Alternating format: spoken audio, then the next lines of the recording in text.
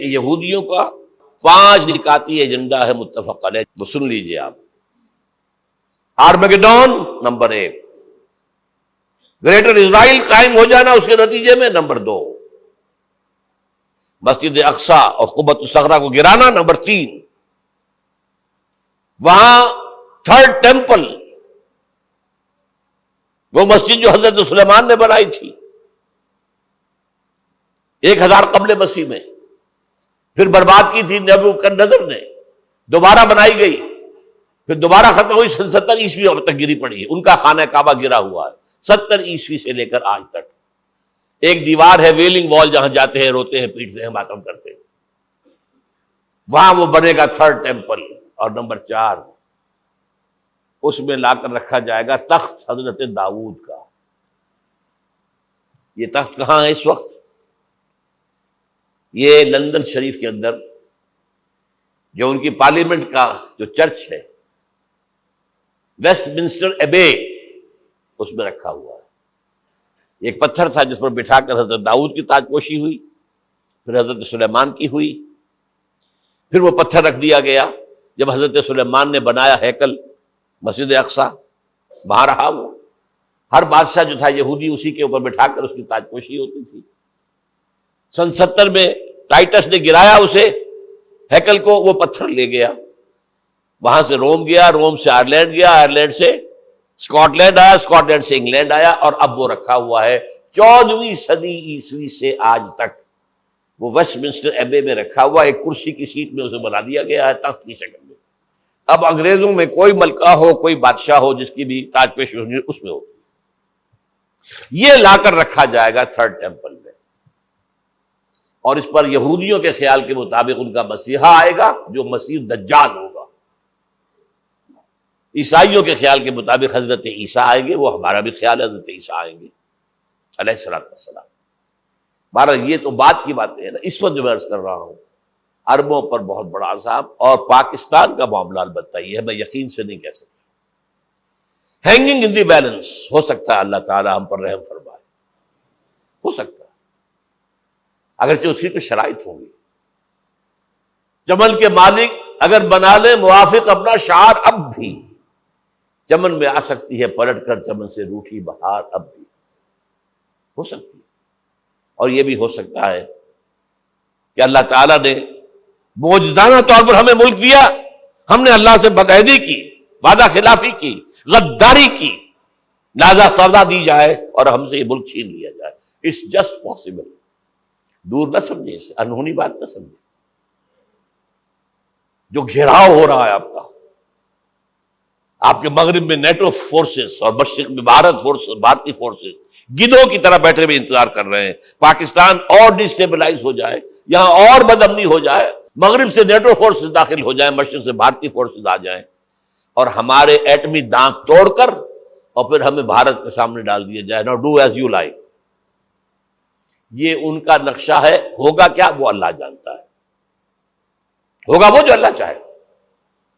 لیکن اللہ کا چاہنا جو ہے وہ کس پر منحصر ہے؟ یہاں انقلاب برپا کرو، یہاں اسلام لاؤ۔ اگر دھندوں میں لگے رہو گے تو وہ خود بخود نہیں آ جائے گا انقلاب۔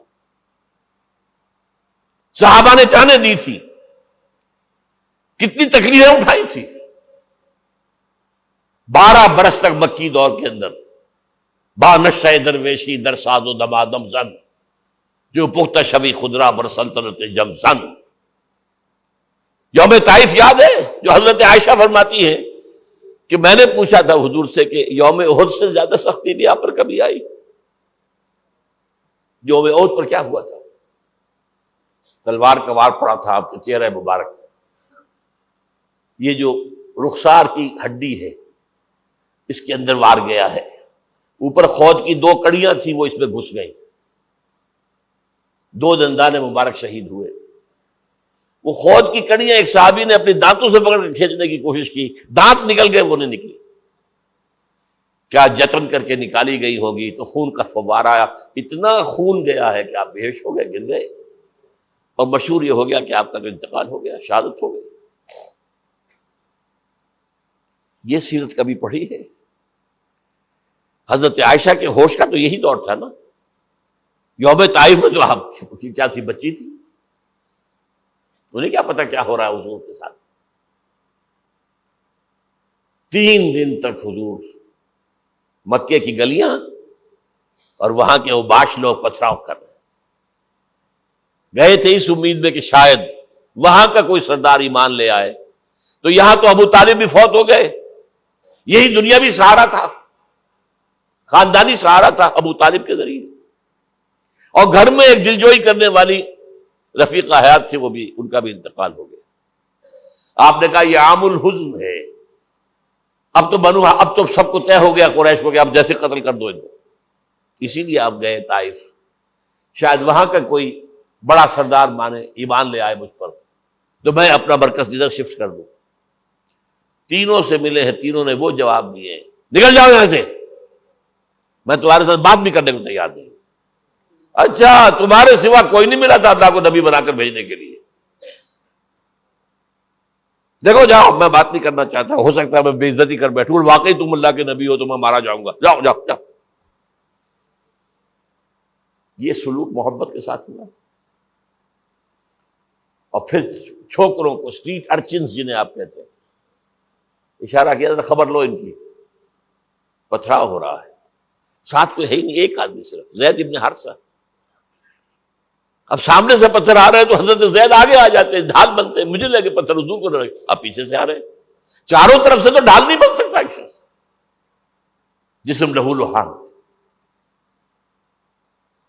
خون جا کر جوتیوں میں جم گیا ہے، جوتی اتر نہیں۔ پھر وہاں سے واپسی پر جو دعا مانگی ہے،